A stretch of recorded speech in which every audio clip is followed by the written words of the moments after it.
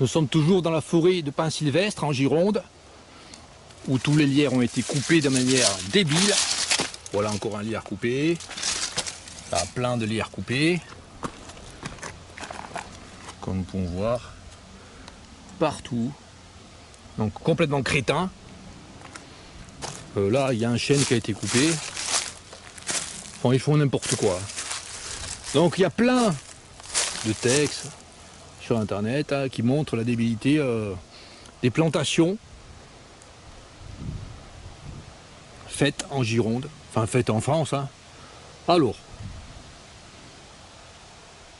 par exemple, reporter, le projet du gouvernement de planter 1 milliard d'arbres est une supercherie, dénonce des associations. D'après les documents obtenus par reporter, il serait financé des coupes rases et à industrialiser la filière. Dans ce texte-là, je ne montre pas, on démontre que 80% des plantations sont faites après une coupe rase. Alors ça va coûter 10 milliards d'euros. Le grand projet de planter pour la nature va coûter 10 milliards d'euros environ, payé par le contribuable. Bizarre, les gars qui font de la production de bois, normalement, ils plantent. C'est eux qui plantent avec leur argent, leur arbre. Non, là, c'est nous qui l'ont planté, avec l'argent des impôts. Donc, débilité extrême. En plus, là, plein d'associations, plein de personnes qui s'occupent de la nature, dénoncent le fait que les espèces exotiques sont plantées. Là, c'est le cas, c'est une espèce exotique. Le pin sylvestre planté en Gironde, c'est une plantation d'espèces exotiques qui détruit la nature. Et là, spécifiquement sur ce lieu, qui est un lieu rare en Gironde, la nature est détruite. Là, en plus, sous cette forêt de pins sylvestres, il y a une débilité extrême qui est faite, c'est que c'est passé au rotophile, probablement au rotophile ou à la tondeuse. Moi, je pense que c'est passé au rotophile de manière débile. On voit qu'il reste juste une bande de graminées non tondues. Donc toutes ces graminées sur ces terrains secs permettent la vie de plein d'espèces de papillons. Dont par exemple le papillon le silène, j'en ai vu un peu plus loin là. Sur une prairie laissée un peu sauvage dans la pente. Et puis les fleurs, comme cette centaurée là, sont coupées. Et normalement il y a des centaurées qui poussent. Il y a des sucis des prés. Non, pas des sucis des prés là, c'est un peu sec. Il y a des scabieuses colombaires. Ceci permet la vie des papillons, tant du point de vue du butinage que pour certaines espèces, d'un point de vue de nourrissage pour les chenilles. Donc, ça c'est la deuxième débilité sur ce coin. Toujours le 3 octobre 2025, on peut voir que là, la vigne a été plantée, des petites murettes en pierre ont été montées, il n'y a plus de pente douce calcaire, et c'est sur les pentes douces calcaires que vivent les plantes sauvages typiques de ce lieu.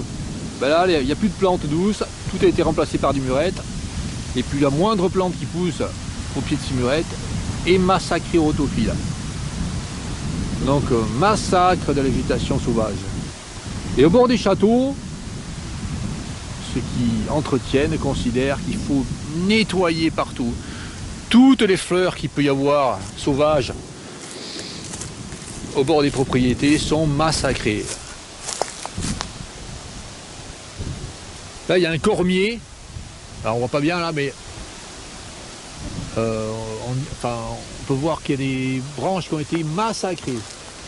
On va voir un cormier un peu plus loin, on va voir ce qu'ils en pensent, ceux qui s'occupent des bordures là, de la vigne. C'est loin la vigne, elle a 8 mètres la vigne. Il y a les branches de cormier qui ont été coupées, des grosses branches qui ont été coupées. On voit que c'est un cormier. Là, avec les fruits, à peu près de la taille d'un cochonnet, qui se mange blette. Les cormes, donc le nom latin c'est Sorbus domestica.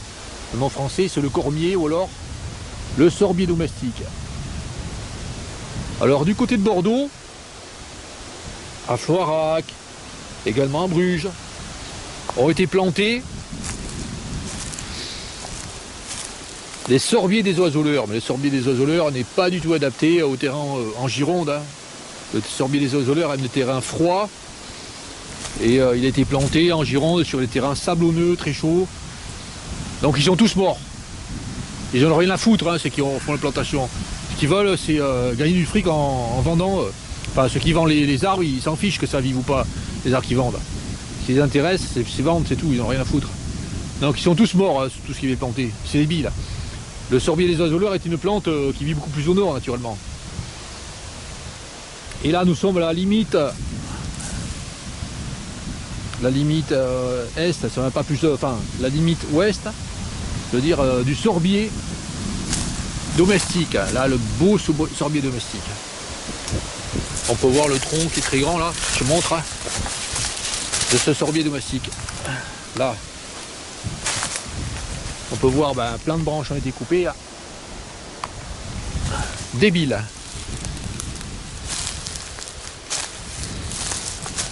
Là, il reste pas mal. Ouais, non, ouais, il reste des chèvrefeuilles d'Étrerie. Et encore, là, des gravats. Alors, s'il y a des gravats de pierre calcaire, c'est moins grave, puisque ça respecte quand même le sol. Mais il y a souvent des gravats avec des blocs de béton, comme là. Hein. Ça, c'est un bloc de béton. Hein. Jeté contre ce gros chêne qui fait 60 cm de diamètre. Avec plein de gros lierres qui font 15 cm de diamètre. On voit que le gros lierre grimpe sur tout le long du chêne et que le chêne est en parfaite santé. Alors ceux qui pensent que le lierre tue les chênes, ils n'ont rien compris. Ils ne sont pas capables de faire un raisonnement très simple. Hein. Si le lierre tue le chêne, alors pourquoi il y a des chênes avec des énormes lierres depuis plus de 100 ans? Allez, allons plus loin voir les plantes. Tiens là-bas.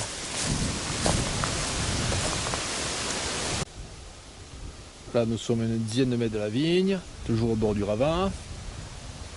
Il y a quelques arbres qui sont en retrait du ravin. Là, un joli coléoptère.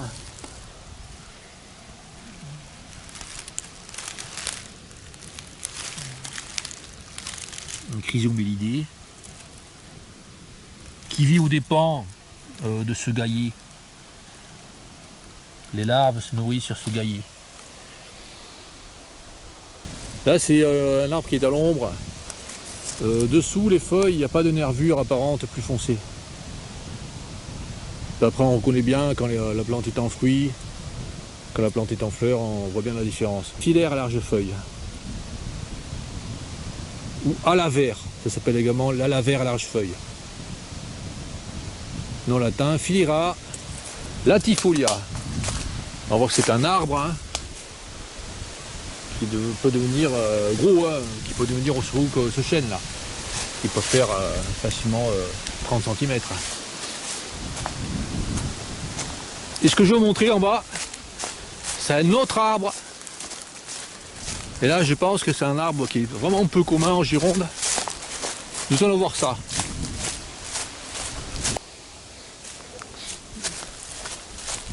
Et puis il y a également plein de ségès à large feuille qui ont fleuri là cet été.